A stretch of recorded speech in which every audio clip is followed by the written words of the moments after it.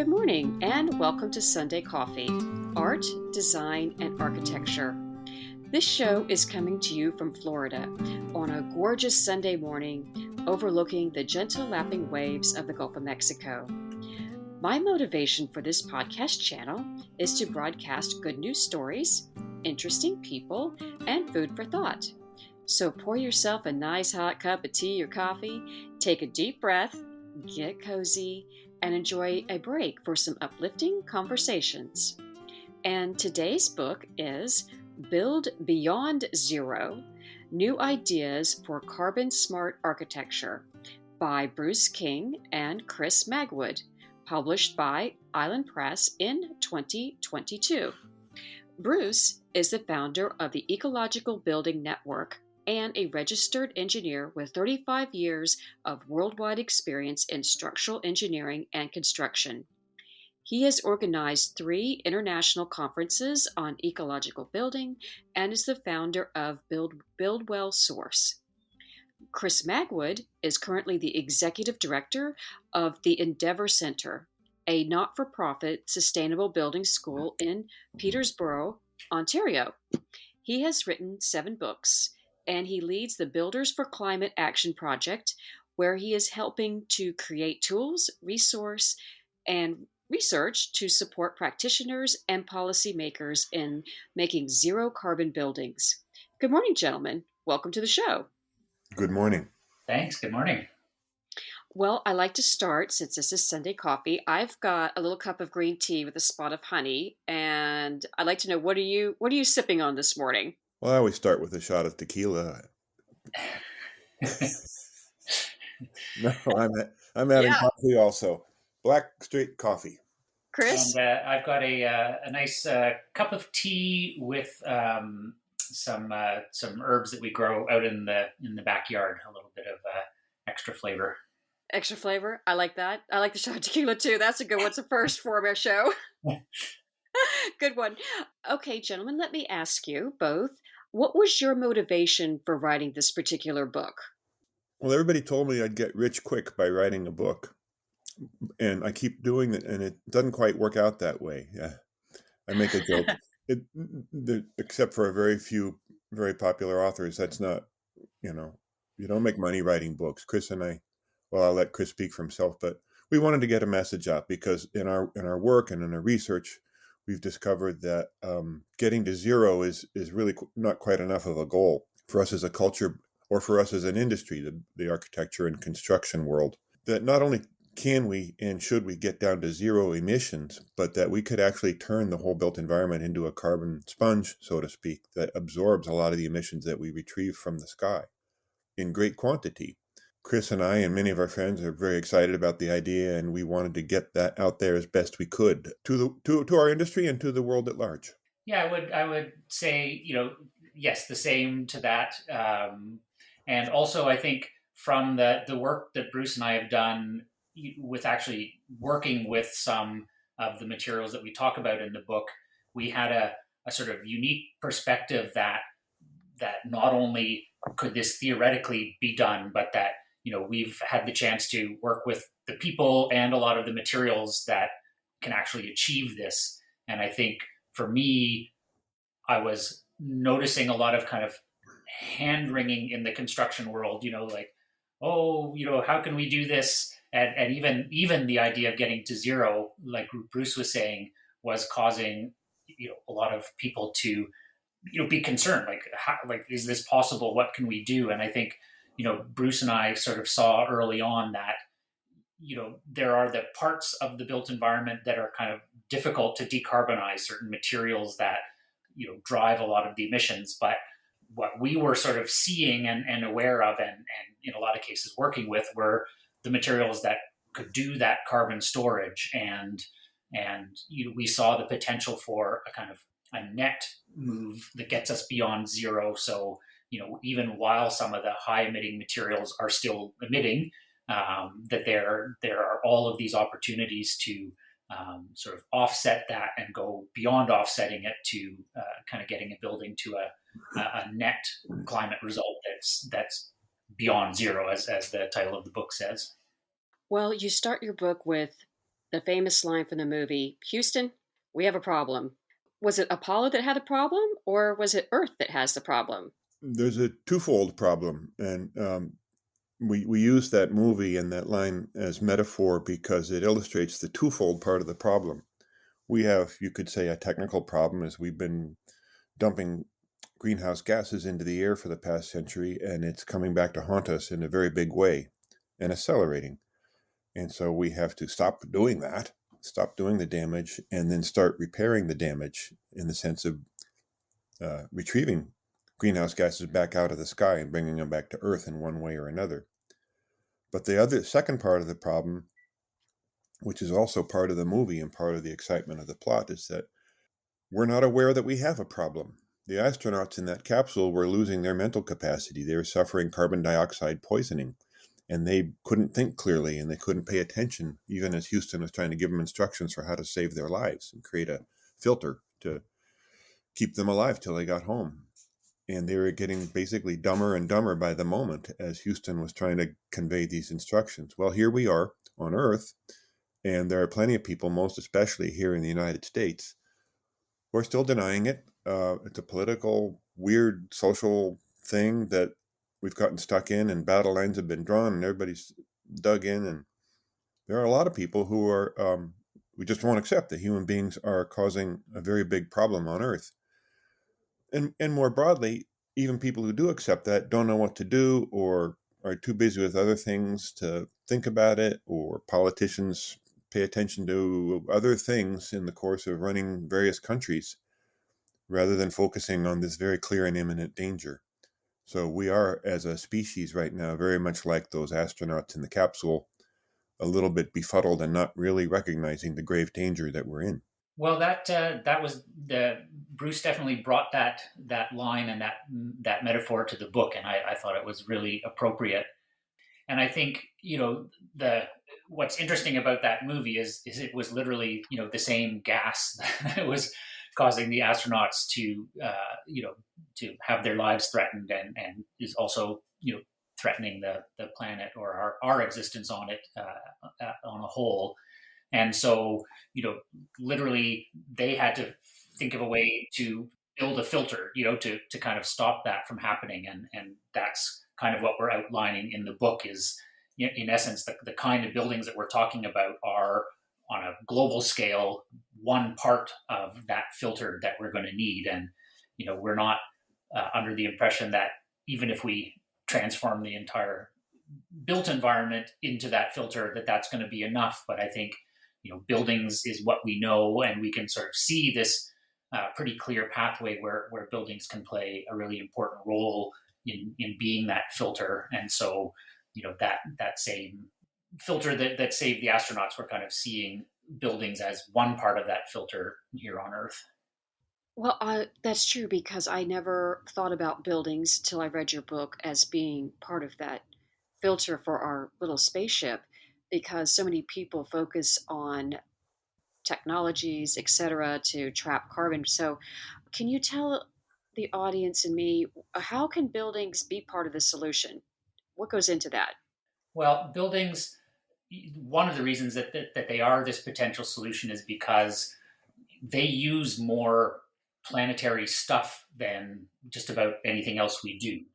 The vast quantities of materials that go into buildings means that there's this huge potential to be a carbon reservoir. And what we're bringing forward in the book is that there are a whole bunch of different types of materials and material options and ways to use materials for which each of those materials is storing carbon.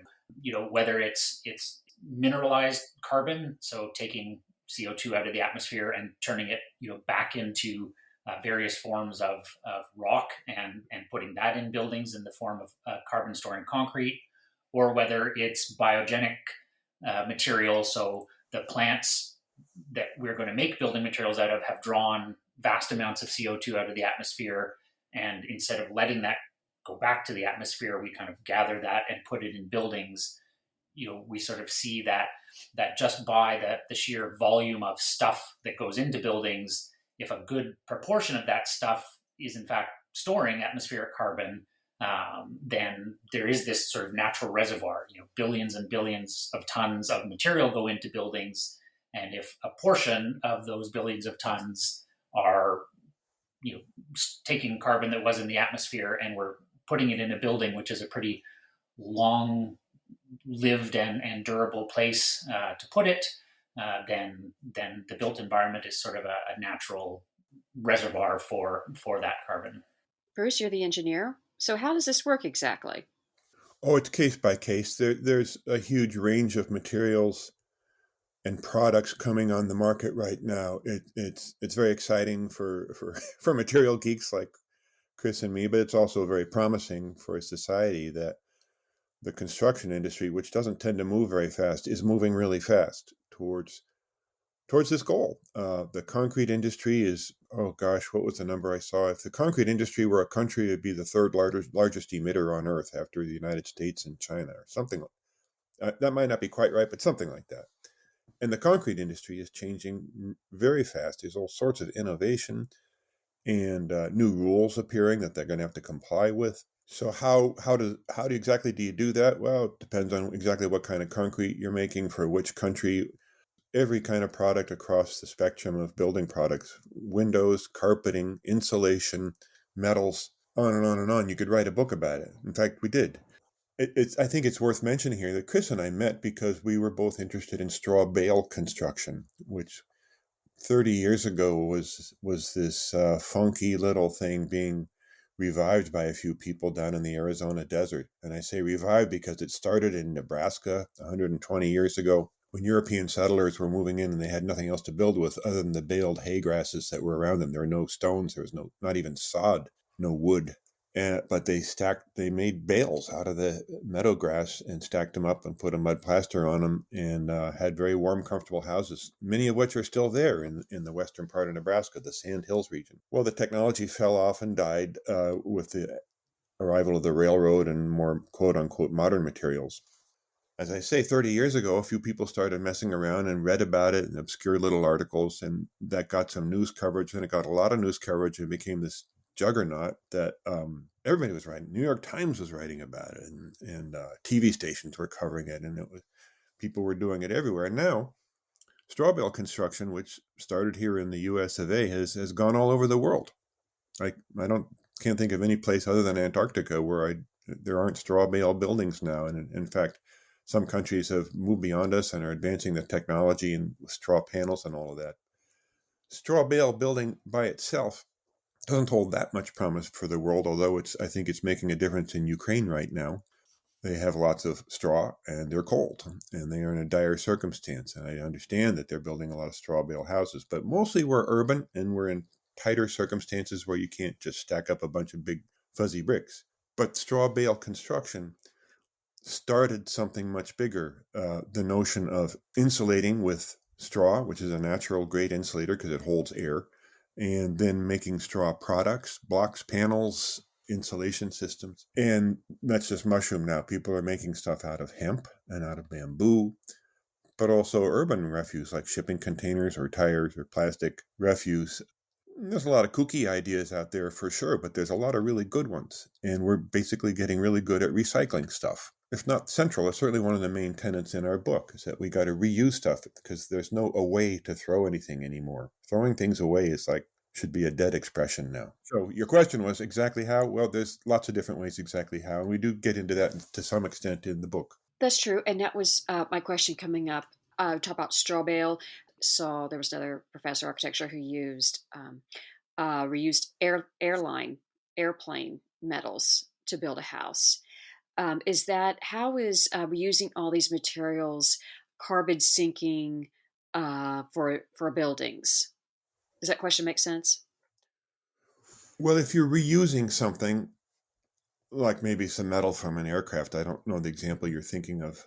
I can think of some like that. But if you're reusing something that otherwise was going to go to landfill, then you've saved us all the expense of cooking up some more concrete or some more steel to make whatever you were going to make anyway. You're making use of carbon dioxide expenditures that have already happened and are already a done deal, and avoiding having to make any new ones to build whatever it is you're going to build. And that's certainly part of the picture. Chris and I were trying to focus more on those things like biogenic carbon are literally pulling carbon out of the air and turning them into a physical material that you can use as insulation or structure or sheathing or whatever it might be. What is biogenic material? Yes, you talked about that in your book. What is that exactly? It comes from life. It comes from plants. Make Mother Nature do the work.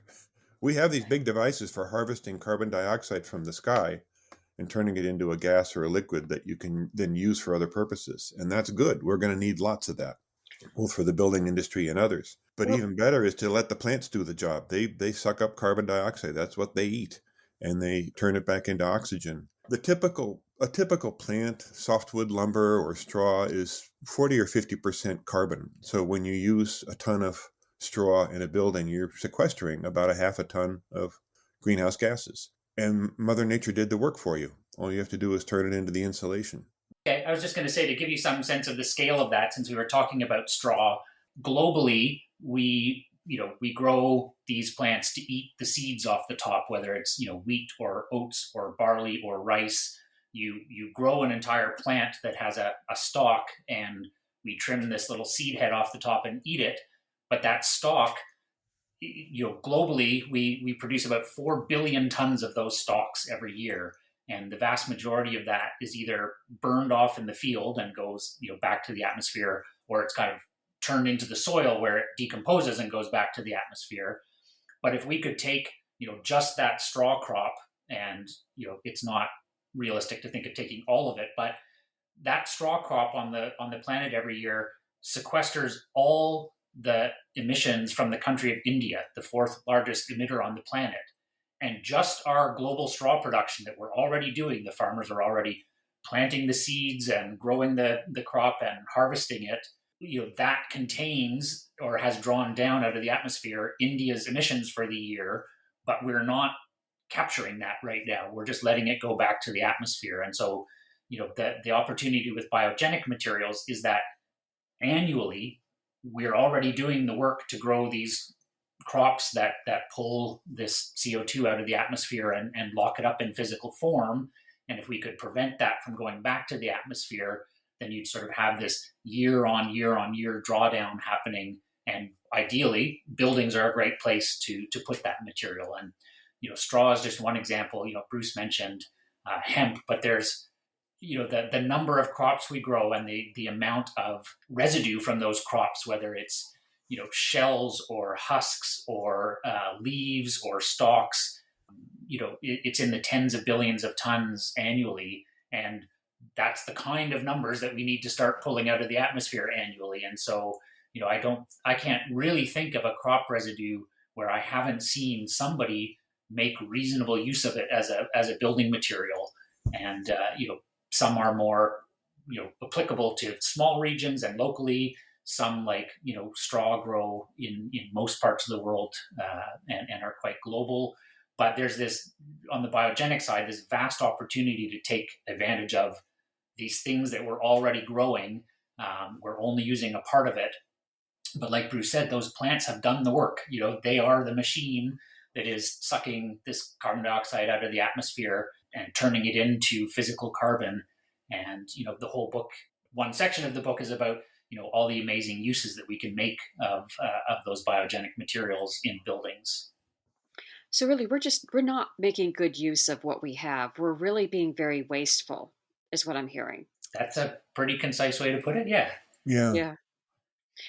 That we really have a lot of resources that we're just kind of dumping. Well, I should add here, Tricia, to follow up about biogenic carbon, because a lot of listeners might be wondering about, what about wood? We build with wood all the time here in North America anyway, and parts of Northern Europe. The English are rediscovering wood.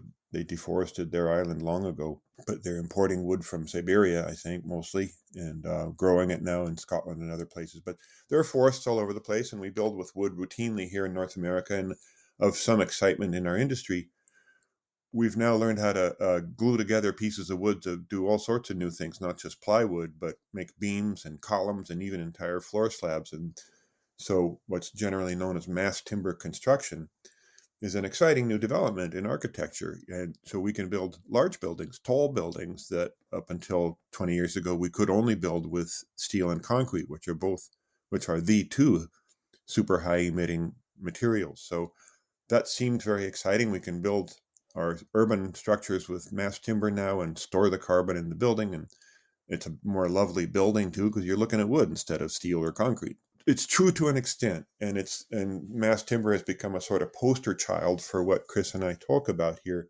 but not deservedly so, not necessarily.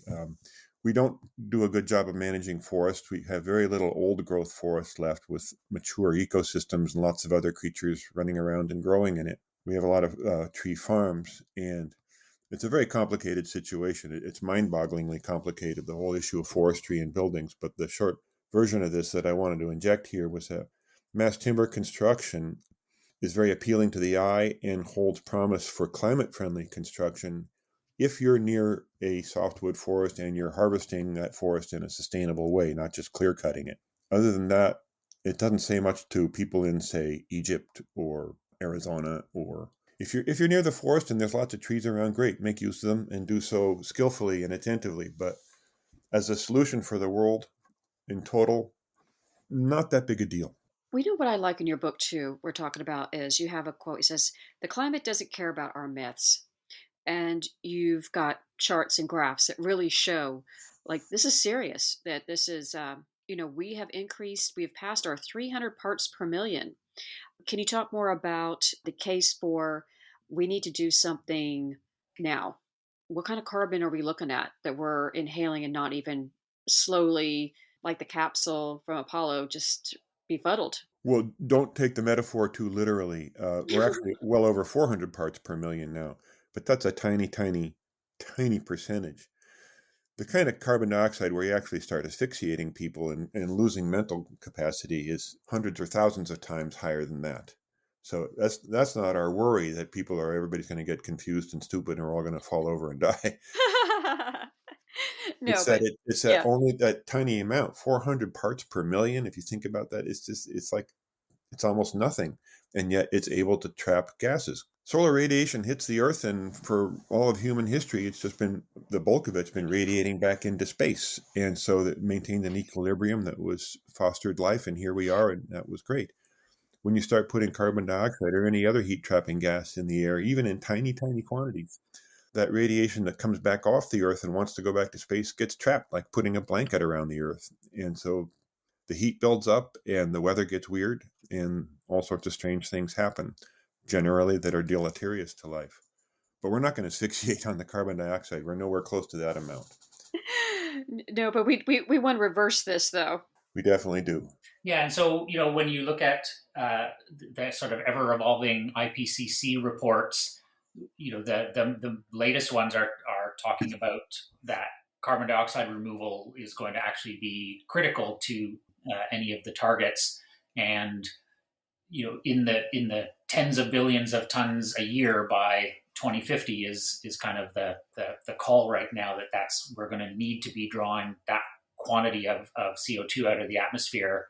And to me, it's the latest report is a complete endorsement of the approach we're talking about in the book, because we're in the book we're identifying of the potential of tens of billions of tons of carbon that has been drawn out of the atmosphere without the need for brand new technology to pull it out of the air mechanically. There's a good chance that will become necessary too. But the beauty of a lot of the biogenic materials is that it's the technology to translate those materials into building products is pretty low tech. And if you look somewhere on this planet, somebody's already figured out that process. People have invented the machinery to convert just about every kind of biogenic residue on the planet into a feasible building product. Sometimes it's at the backyard scale, or I got a virtual tour of a building products factory in China the other day that's making millions of cubic meters of these compressed straw wall panels a year now. We don't have to rely on some new invention to start getting some of those tens of billions of tons out of the atmosphere. We just have to, in a focused and intentional way, look around, identify what are those biogenic residues that are appropriate to put in a building, then go find the process and the machinery that's already been invented to do that, and get that to scale up. And I think that's a much more feasible and likely and faster route to getting a lot of CO2 out of the atmosphere than some of the technologies that the IPCC is pointing out. Various kind of carbon capture and storage technologies that exist in theory right now but aren't happening. I'm sure we'll figure those out too. But for me, the biogenic building materials they're such a straightforward pathway to getting a good head start on that kind of drawdown. Well, let me ask you, because so much now in my generation, we grew up in a house, and we're kind of detached, disconnected from nature and the nature of materiality and what goes into a building. And you're talking here about material life cycle stages and the carbon cost and the materials and how our buildings today, or generally, last 30, 40 years have been built. Can you talk a little bit about what are the material life cycle stages in construction? What have we done in the past, and how can we improve on it? Yeah, in life cycle assessment, that there's kind of an alphanumerical breakdown of the stages, in which kind of the A phase is everything that happens, all the impacts that happen in getting a product made and those products assembled into a building. Then there's kind of the B phase, which is the use span of that material or that building. So, how often the material or the building needs to be repaired, fixed, painted, replaced, etc. And then C phase, which is the end of life. So, when that product or that building stops being either wanted or useful, what are the emissions associated with the way we dispose of things? And in the book, we make the point that the vast majority of the emissions associated with a material, for the building material over its whole life cycle, happen in that A phase. They happen basically when the product is being harvested and manufactured.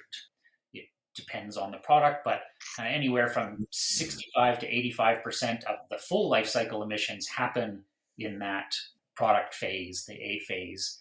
And so, in the book, we sort of make the case that that's, if we're wanting to move quickly and make a big difference, we really want to pay attention to materials that both have, low emissions in that A phase, or, have net carbon storage in that A phase. So that would be where the biogenic materials come in. But there are also things like, aggregate for concrete that's made out of CO2 that's been pulled out of the atmosphere. There are concrete materials being grown from algae and from microbes now too. And so, but any material that is storing carbon, whether it's in mineral form or biogenic form, they kind of start their life with a net negative number.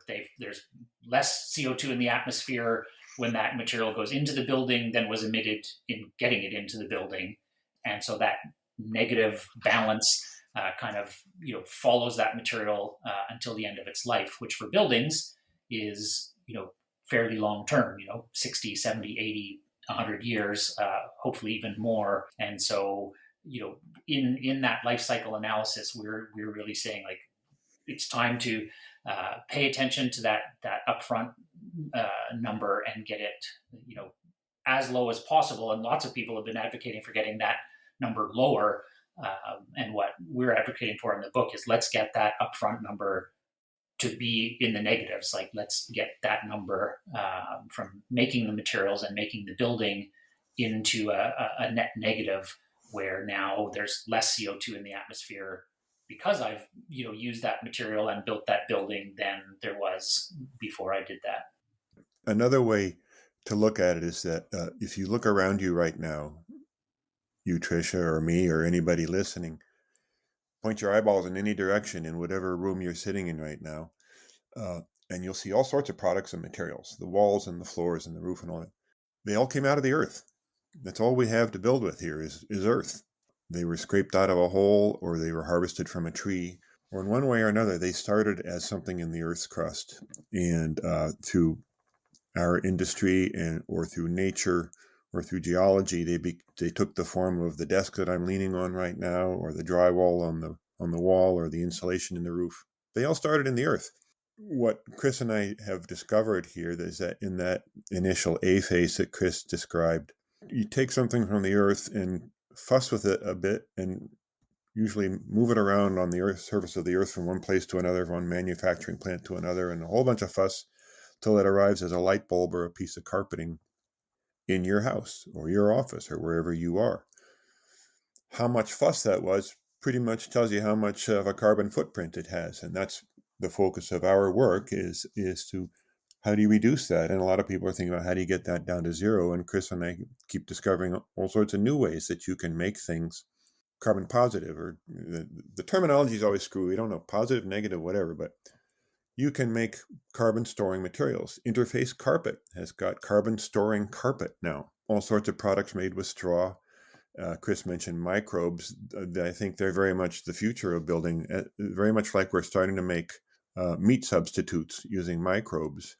And they're going to get better and better at that. I'm sure that we'll be able to get anything. You'll be able to get tuna, chicken, whatever you want in the market readily, at most in a generation. It's made entirely out of microbes. It doesn't involve raising and killing animals and has a much lower carbon footprint. Well, in like manner, I'm pretty sure we're going to be making insulation and concrete and roofing tiles using microbes, which appears to be, with all the work I've seen so far, to be a very fast way to absorb a lot of carbon and store it durably in buildings. So yeah, there's a lot of engineering involved here. There's also a lot of lovely poetry and a lot of lovely people.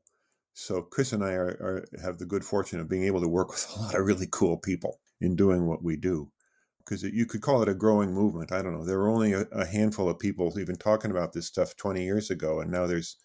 That's true. I remember about 30 years ago, I was doing the 4-H camp thing, and we were talking about plastics in the ocean.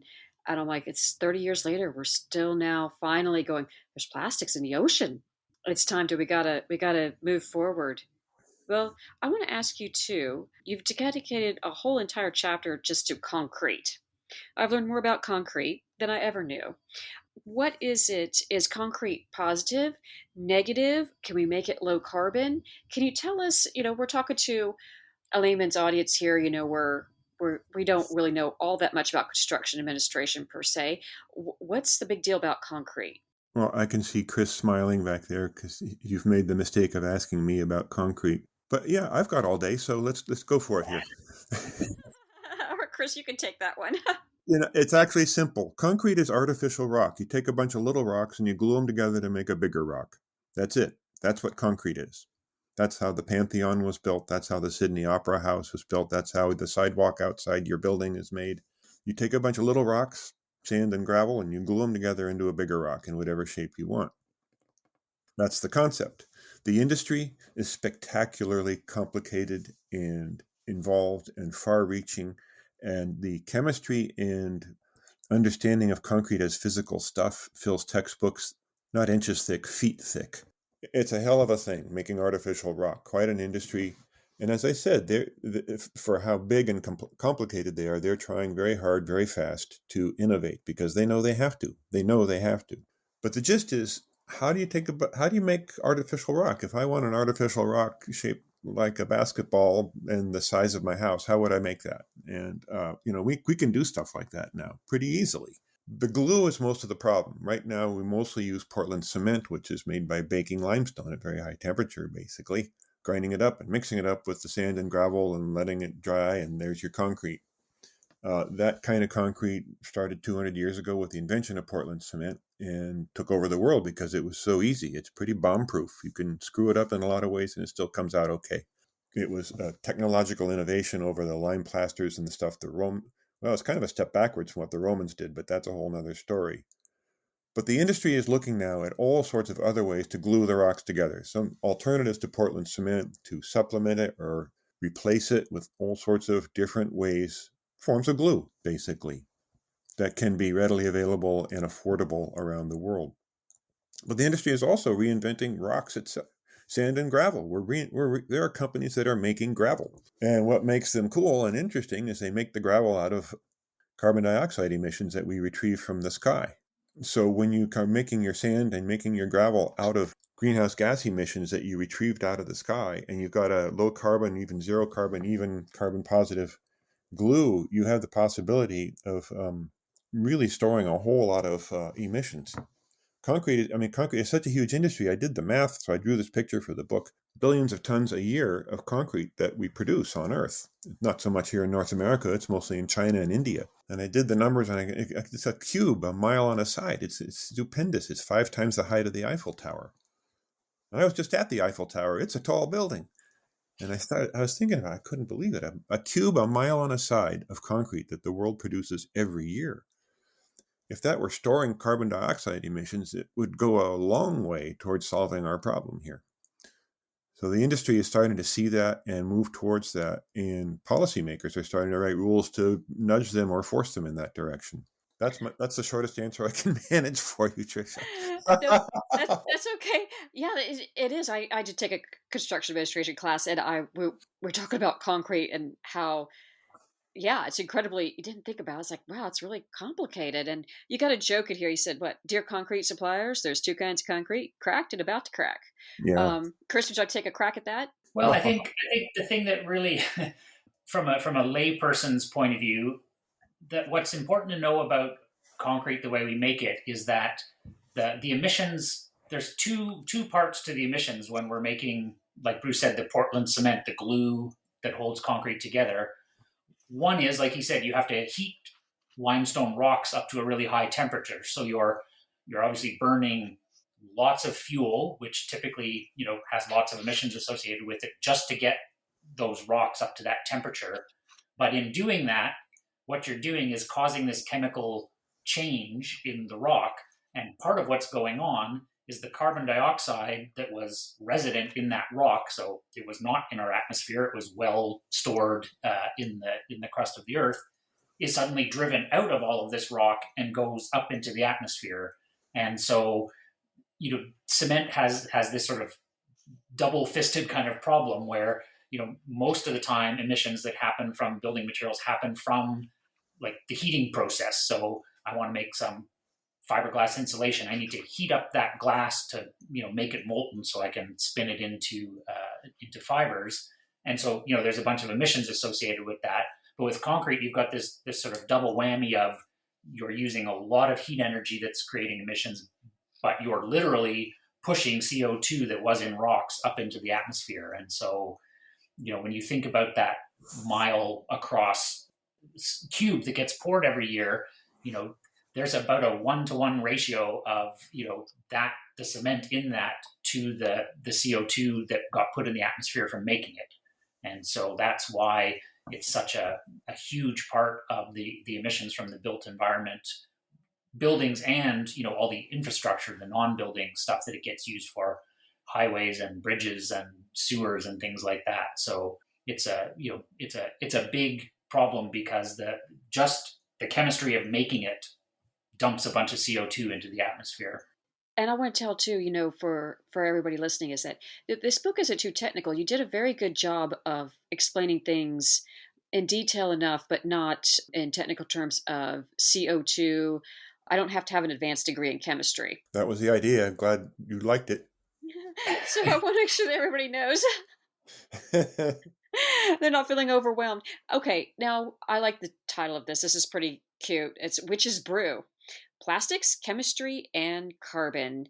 You have nice little quotes here, and to get your response to it, you have the European talks of progress because by the aid of a few scientific discoveries, he has established a society which is mistaking comfort for civilization. What is our witch's brew? Well, first I should interject for the listener that quote comes from Benjamin Disraeli almost 200 years ago at the dawn of the Industrial Revolution. And he could see that we were already on a fast pace to having much more material comfort, widespread material comfort, not just for the very wealthy. And of course, that's only continued up to the present day, where you and I and the listener it takes for granted having hot and cold running water and mobility, getting some sort of vehicle, be it a bicycle or a car or a bus, and be able to go somewhere or fly somewhere.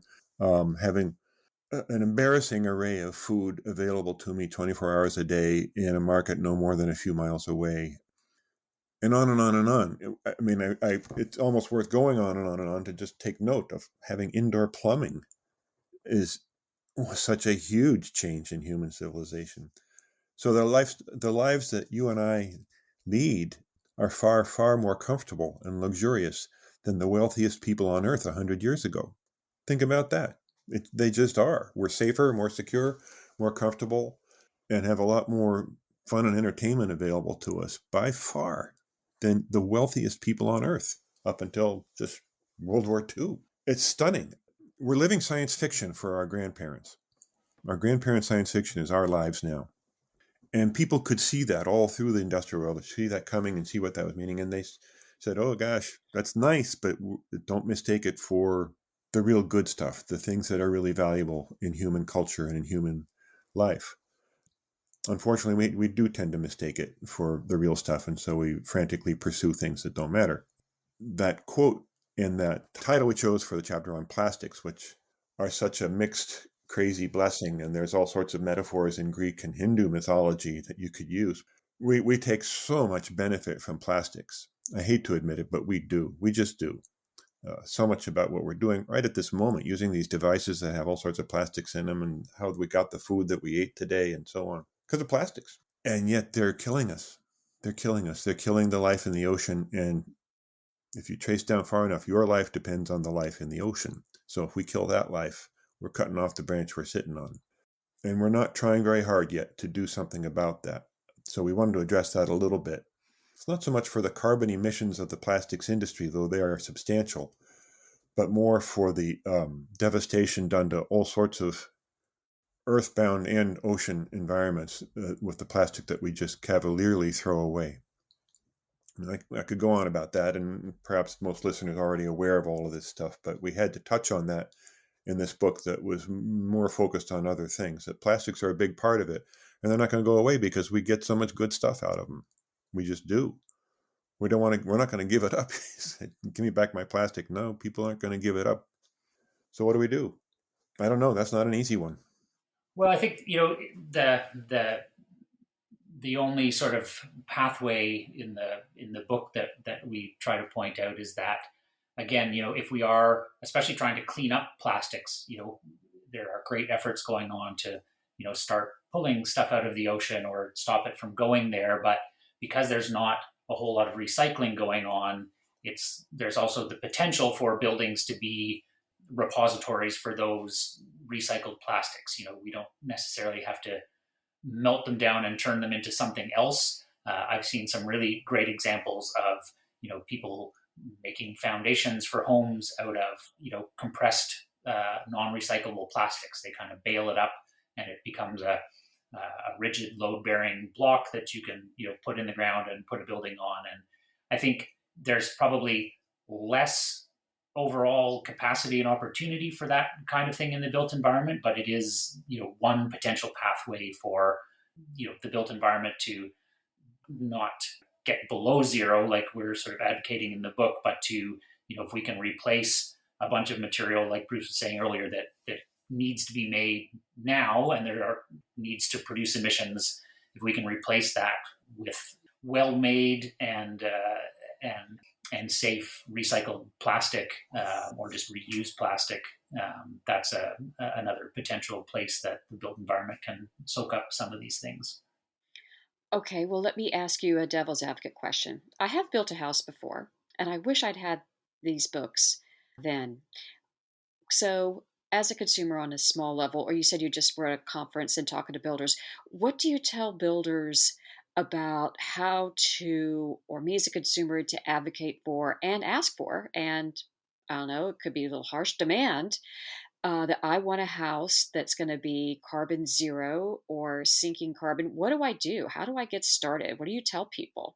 Well, this is a sort of maybe a slightly indirect way of answering that, but I just came back from Vancouver on Monday, where I was part of the city. They're launching a program that is paying home builders, and I think the home building space, like at the sort of smaller residential scale, is a great place for a lot of these kind of materials that are not yet widely used and adopted by the construction industry. I think smaller buildings are a great place to be able to experiment with them, to use them, to kind of get the market used to them before the sort of like higher investment and more risk that goes into larger buildings. So I think thinking about it at the scale of homes is a great idea.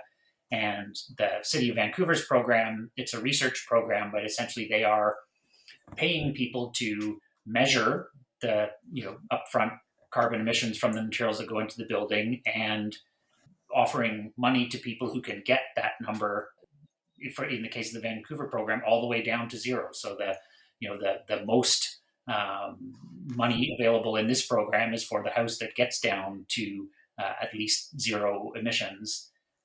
And I think it's early days for that, but I think that as a sort of potential home buyer or home builder, you can certainly explore the things that are already being done.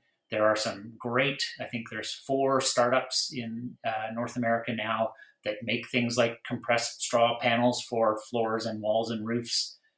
There are some great materials that have like long been part of the home building world, such as cellulose insulation and things like that have been carbon storing, and people have been using them for the last 70 or 80 years. They just haven't been identified as having that really helpful property of being carbon storing.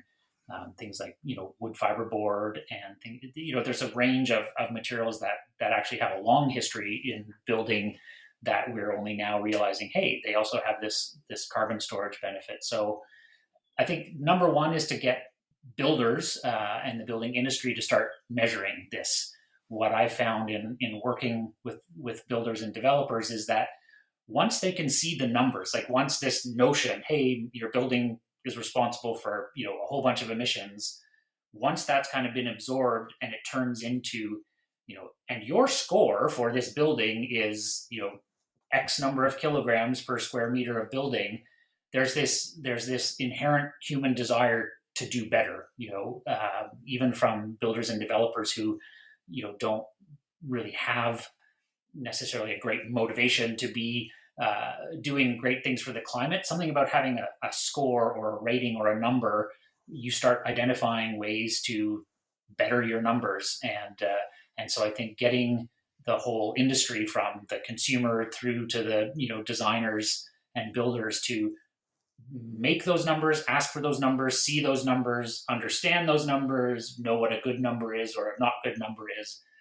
To me, it feels really hopeful that I see that starting, because I think once it becomes a thing like that, like 50 years ago, nobody knew the fuel mileage of their car, but now you wouldn't think about making a car purchase without comparing that number. And I hope that that's where we're going in the buildings world.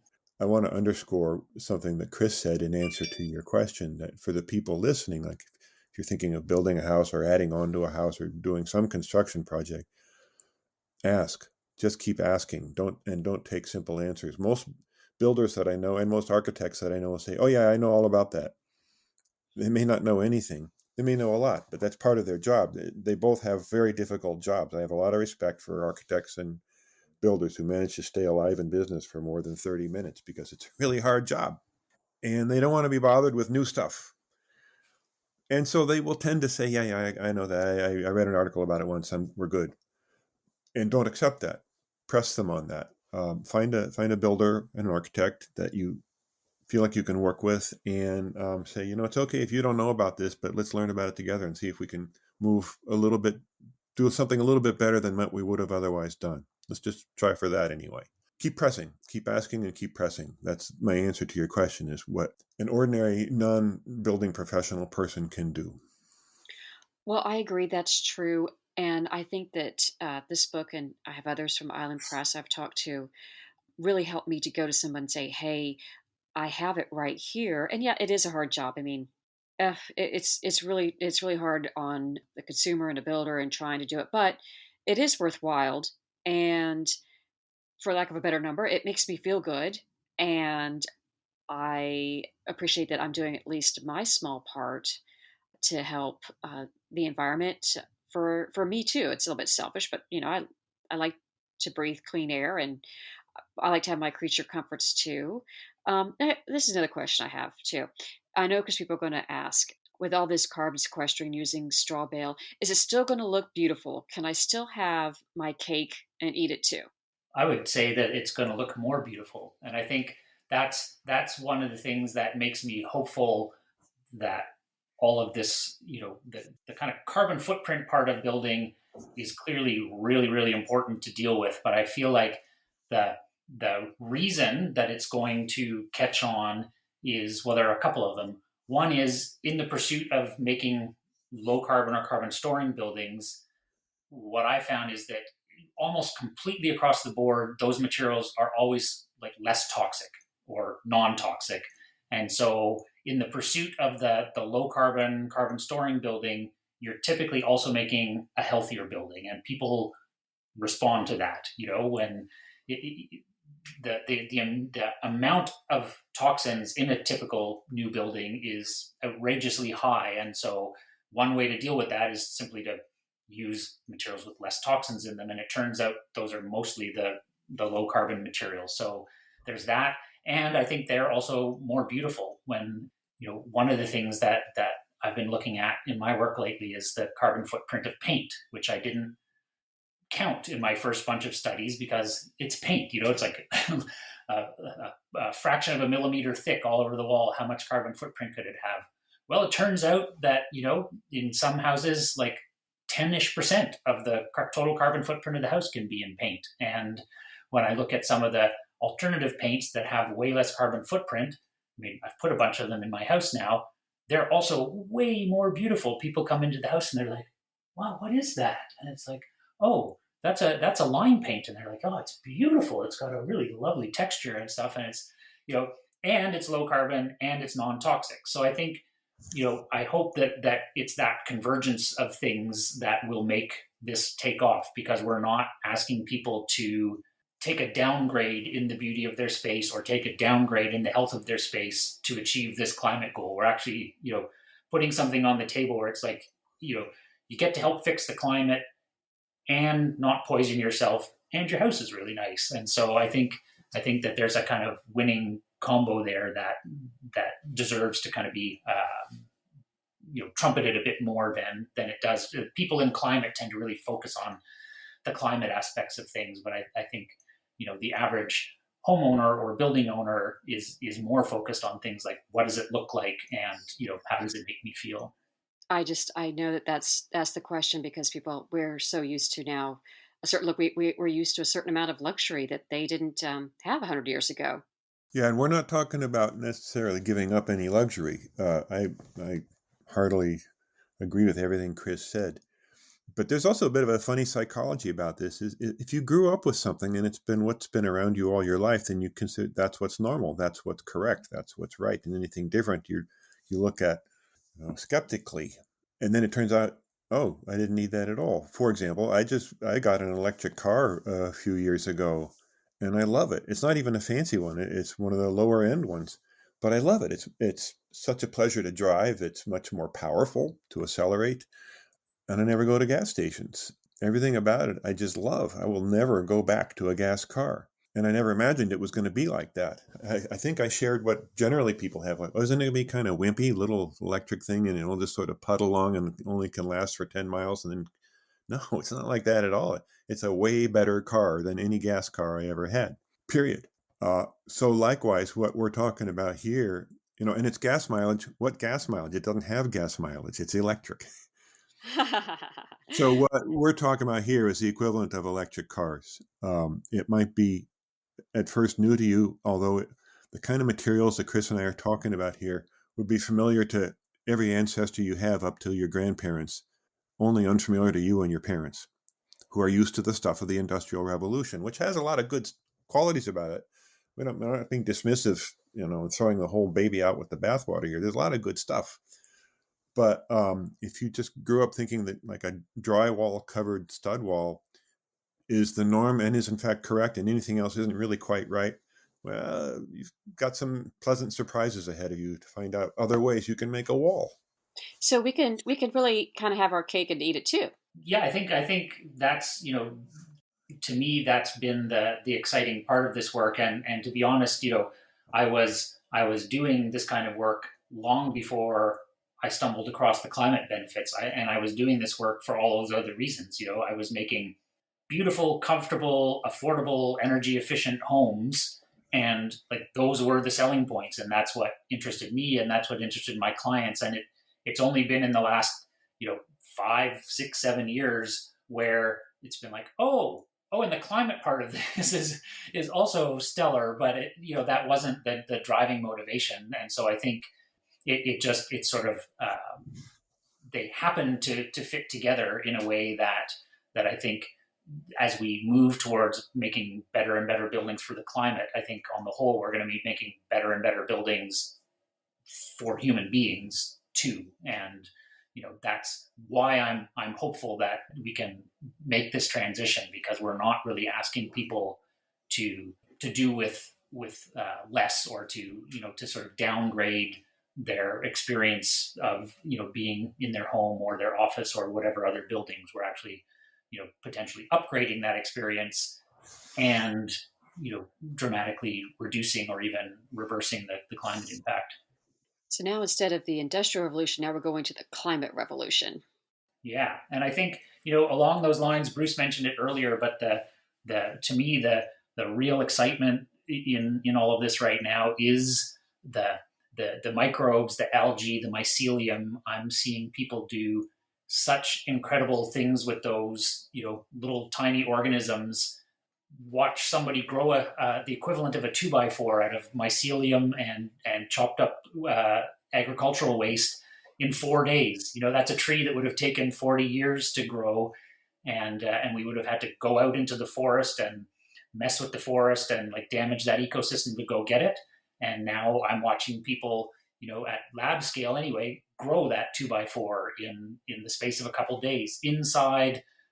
Without going out into the natural world and damaging anything, and similarly growing bricks and tiles and all kinds of things like that. And to me, that's so exciting, because you're getting all the great qualities of those materials and this incredible climate impact. And we get to leave a whole lot more of nature alone to get there. Oh, that does sound exciting.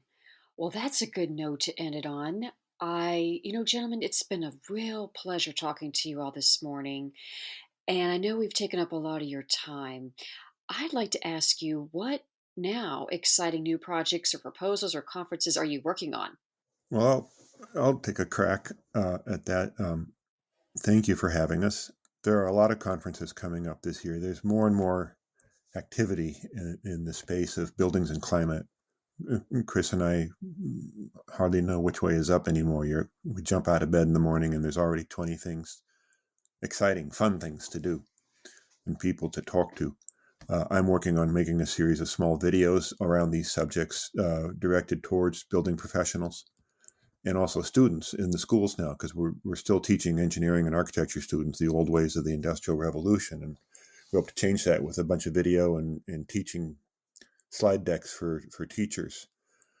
But I want to just add as my own end note, and I doubt Chris would disagree, that though we are seriously disturbed materials geeks, as we will freely admit to everybody, we don't believe that this is the end all and be all of climate work, or the buildings are. That's a big part of it for sure, and that's why we're glad to put our shoulder to this wheel. But what we keep seeing over and over again in a great many ways is that it's really not about the materials. There's a lot of technological improvements and innovations that we're going to be making and are making right now. The levers are much closer at home. I keep thinking of Paul Hawken's book Drawdown, in which, with a lot of careful study with a lot of people, he concluded that really the highest leverage point was giving women political and social rights and giving education to girls. all over the world. Like, what does that have to do with climate and carbon dioxide levels and all that? Turns out it has more to do with it than anything that Chris and I are talking about. That learning how to treat each other and the rest of life well, basically, is key to going forward. It's not just a matter of, well, we're going to get 1 trillion tons of carbon dioxide out of the air in the next 35 years, and then everything's going to be okay. No, it's not like that at all. That's going to be part of it. You do have to do that, but that's only but a part of it.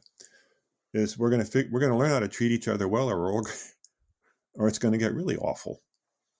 And we hoped to make that an underlying, if not explicit, message throughout the book, because Chris and I both keep seeing this and talking about this all the time.